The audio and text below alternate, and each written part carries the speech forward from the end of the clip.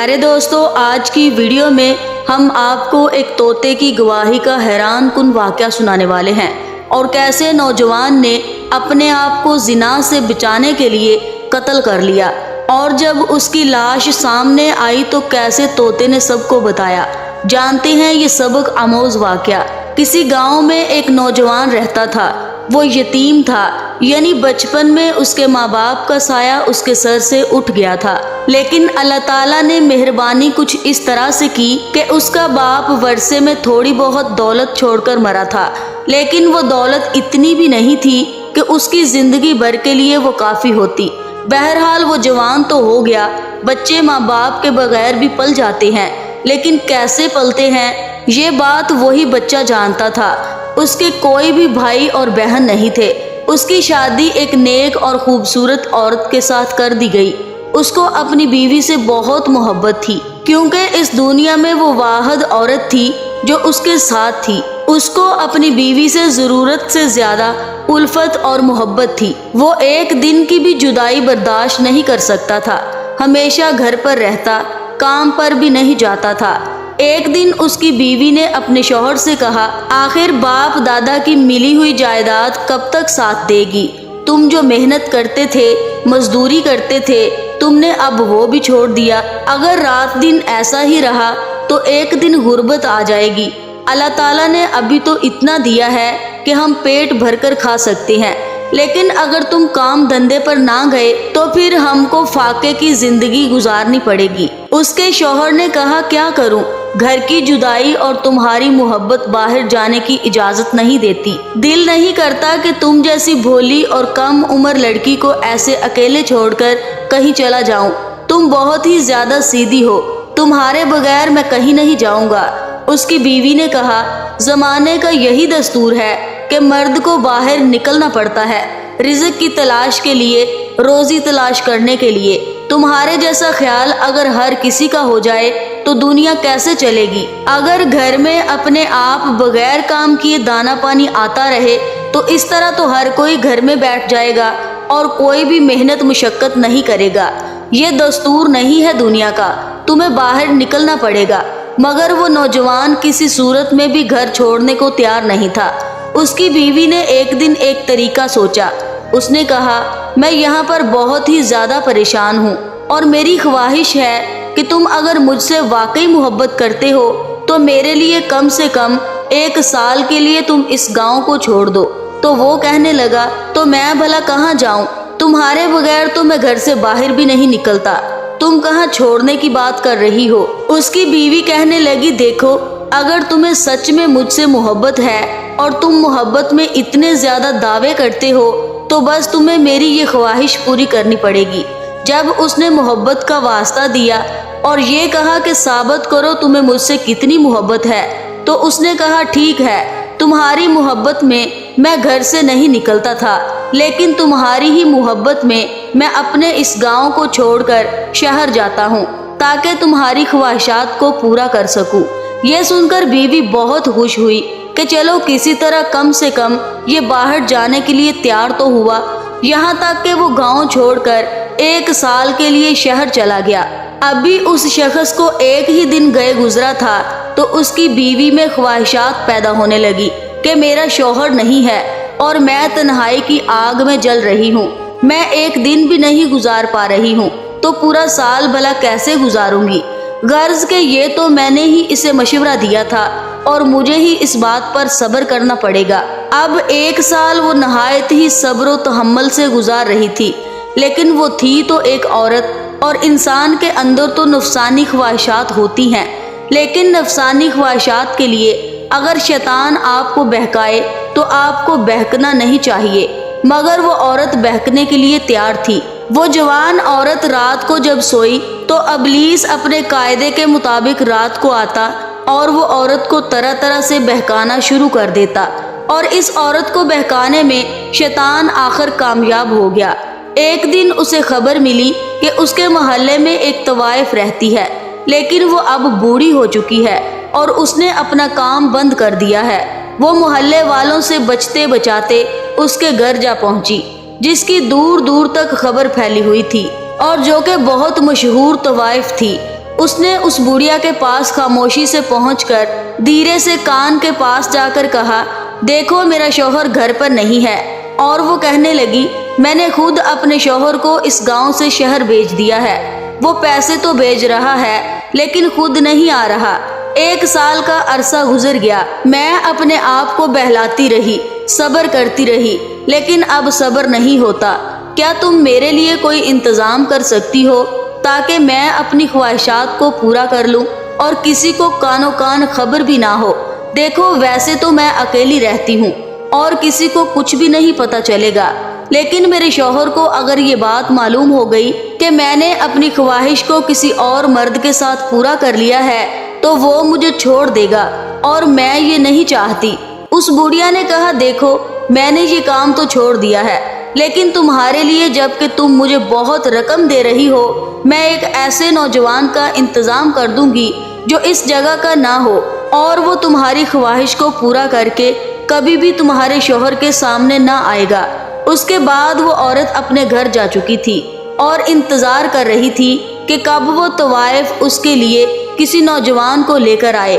وہ طوائف بڑھیا جو اپنا کام ختم کر چکی تھی، اس لیے اب اس کے لوگوں سے تعلقات بھی نہیں تھے۔ اس نے سوچا کیوں نہ میں گھر سے نکل جاؤں، راستے میں جو بھی اکیلا نوجوان دکھے گا اسے لا کر اس عورت کے حوالے کر دوں گی۔ مجھے کیا، مجھے تو پیسے مل رہے ہیں، وہ دل چاہے جو بھی اس کے ساتھ کرے۔ وہ گھر سے نکل گئی، چلتی رہی اور ایک پہاڑی علاقے میں پہنچی۔ وہ ایک ویران علاقہ تھا جہاں پر کوئی بھی آتا جاتا نہیں تھا، اور اس کی مجبوری تھی کہ اسے وہاں سے گزرنا ہی تھا۔ وہ ایک پہاڑی کے پاس سے گزر رہی تھی، اسے غار نظر آئی۔ اس نے سوچا رات بہت زیادہ ہو گئی ہے، اس غار میں رات کے لیے پناہ لے لیتی ہوں۔ وہ غار میں داخل ہو گئی، وہاں پر ہلکی سی روشنی نظر آئی۔ وہ حیرت میں پڑ گئی کہ اس ویرانے میں آخر روشنی کہاں سے آ گئی۔ وہ اور اندر داخل ہوئی۔ جب وہ اندر گئی تو وہاں پر کوئی انسان بیٹھا ہوا اسے نظر آیا جس کی پیٹھ اس کی طرف تھی۔ وہ خاموشی سے اس کے پاس گئی اور اسے پکار کر کہا، سنو کون ہو تم؟ جیسے ہی اس انسان نے پلٹ کر دیکھا، وہ کوئی بوڑھا نہیں تھا بلکہ بے انتہا حسین نوجوان تھا، اتنا حسین کہ اس بوڑھیا نے آج تک اس جیسا نوجوان نہیں دیکھا تھا۔ وہ کہنے لگی، اور آخر تم رو کیوں رہے ہو؟ تمہارے رونے کی وجہ کیا ہے؟ وہ کہنے لگا، میرے پاس کوئی مکان نہیں ہے، جہاں پر میں رہتا تھا وہاں سے مجھے دھکے مار کر نکال دیا گیا ہے، اور یہاں پر میں نے پناہ لی ہے۔ 7 دن سے اس غار کے اندر ہوں، لیکن میرے پاس کھانے پینے کے لیے کوئی سامان نہیں۔ اب مجھے ایسا لگتا ہے کہ میں موت کے قریب پہنچ چکا ہوں، بہت جلد میں مر جاؤں گا، لیکن تم یہاں کیا کر رہی ہو؟ وہ بڑھیا کہنے لگی، میں ایک ایسے نوجوان کی تلاش میں تھی جو میرا ایک بہت اہم کام کر سکے۔ اگر تم میرا یہ کام کر دیتے ہو تو میں تمہیں منہ مانگی رقم دوں گی اور پیٹ بھر کر تمہیں کھانا بھی کھلاؤں گی۔ وہ کہنے لگا، میں آپ کا کام کرنے کے لیے تیار ہوں، بس بتاؤ مجھے کہاں جانا ہے، کیا کام کرنا ہے۔ اس نوجوان کو ابھی تک پتہ نہیں تھا کہ آخر کام کیا ہے۔ پھر بڑھیا نے کہا، میرے ساتھ ساتھ آؤ، اور وہ اس کے ساتھ چلنے کے لیے تیار ہو گیا۔ چلتا رہا، پہاڑی علاقے سے گزر کر بڑی مشکل سے اس ویرانے کو پار کر کے وہ اس جگہ پر پہنچا جہاں پر اس عورت کا مکان تھا۔ اس نے اس کے دروازے کو کھٹکھٹا کر کہا، میں نے تمہارے لیے ایک نوجوان کا انتظام کر لیا ہے، جو کام بھی ہو تم اسے بتا دو، یہ تمہارا ہر کام کر دے گا، اور تم اس کے بدلے میں اسے پیٹ بھر کر کھانا کھلا دینا۔ اس عورت نے جب دروازہ کھولا تو سامنے ایک ایسی نوجوان کو دیکھا جو بے انتہا حسین تھا۔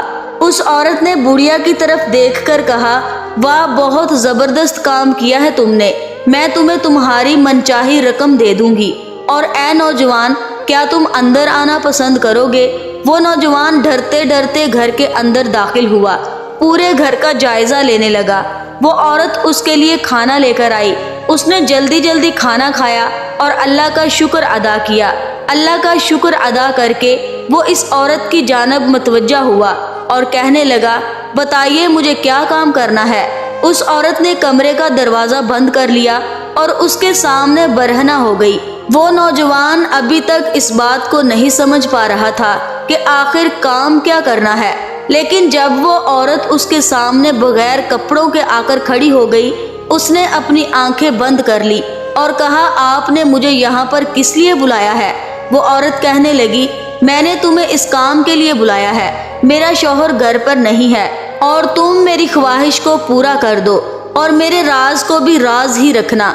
وہ نوجوان کہنے لگا راز تو اس وقت رکھوں گا جب میں تمہارے ساتھ کوئی گناہ کروں گا۔ وہ عورت کہنے لگی گناہ کر رہے ہو تو یہاں پر دیکھنے والا کون ہے؟ اس نے کہا اگر دیکھنے والا کوئی نہیں تو پھر وہ کون ہے جس نے تمہیں بنایا، جس نے مجھے بنایا؟ اس سے پہلے کہ تم میری جانب بڑھو میں یہاں سے جانا چاہتا ہوں۔ وہ عورت کہنے لگی نہیں، اب تم یہاں سے نہیں جا سکو گے، کیونکہ تم نے مجھے اس حالت میں دیکھ لیا ہے جس حالت میں صرف میرے شوہر نے آج تک مجھے دیکھا، اب تم یہاں سے نہیں جا سکتے۔ وہ نوجوان کہنے لگا یہی شرط ہے تمہاری کہ میں یہاں سے نہ جاؤں؟ وہ کہنے لگی ہاں، کیونکہ تمہیں میری خواہش کو پورا کرنا ہوگا۔ وہ نوجوان کہنے لگا تمہاری خواہش کو پورا کرنے سے پہلے میں خود کو مار دینا چاہتا ہوں۔ اس سے پہلے کہ وہ عورت اس کو روک پاتی، اس نے قریب ہی پڑی ہوئی چھری کو اٹھایا اور اپنے آپ کو کاٹ لیا اور تڑپ تڑپ کر وہیں زمین پر گر کر مر گیا۔ اس عورت کے دل میں یہ سب دیکھ کر بھی کوئی پچھتاوا نہ آیا، کوئی بھی شرمندگی نہیں آئی کہ میں یہ کیا کرنے والی تھی، اور اس نوجوان نے اپنے آپ کو زناکاری سے بچانے کے لیے اپنی جان دے دی۔ اس نے کوئی سبق حاصل نہیں کیا، بلکہ اب یہ سوچ رہی تھی کہ میں اس کی لاش کا کیا کروں؟ باہر لے جاؤں گی تو لوگ مجھے پکڑ لیں گے، میں تو ویسے ہی اپنے راز کو چھپانا چاہتی تھی، اب اس نوجوان کی لاش کی وجہ سے کہیں کسی کو یہ معلوم نہ ہو جائے کہ میں نے اسے مارا ہے، باہر لے جانے سے اچھا ہے میں گھر کے کسی حصے میں اسے دفن کر دیتی ہوں۔ اس نے صحن کو کھودا اور بڑے سے گھڑے میں اس نوجوان کی لاش کو دفن کر کے فرش کو برابر کر دیا۔ وہ اپنے کمرے میں آ کر بیٹھی اور اس نوجوان کو کوس رہی تھی کہ بیوقوف نوجوان تھا، اور سوچنے لگی میری خواہش تو پوری نہ ہوئی، کیا میں اسی طرح سے اپنی زندگی کو گزاروں گی؟ اچانک دروازے پر دستک ہوئی، اس نے آواز دی کون ہے؟ باہر سے آواز آئی میں تمہارا شوہر ہوں۔ عورت نے جلدی سے دروازہ کھولا اور خوشی سے اس کا برا حال تھا، بہت خوش ہو رہی تھی۔ اس کا شوہر ہاتھ میں ایک پنجرا لیے ہوئے تھا جس میں ایک بہت ہی خوبصورت سا طوطا تھا۔ وہ کہنے لگی ارے واہ، یہ تو بہت ہی خوبصورت طوطا ہے۔ شوہر نے کہا ہاں، یہ میں خاص طور پر تمہارے لیے لے کر آیا ہوں، تمہارے دل کو بہلانے کے لیے، یہ تمہیں بہت خوش کرے گا۔ بیوی بولی اچھا، یہ تو بہت اچھی بات ہے، تم اس طوطے کو گھر میں لے آئے۔ اب اس گھر کے اندر وہ دونوں میاں بیوی اور طوطا رہتے تھے۔ غرض کہ اس کی زندگی وقتی طور پر تو بہت اچھی گزر رہی تھی۔ اس نے سوچا اچھا ہی ہوا میں نے کسی کے ساتھ بدکاری نہیں کی، ورنہ بلا وجہ مجھے اس بدکاری کو بھی چھپانا پڑتا۔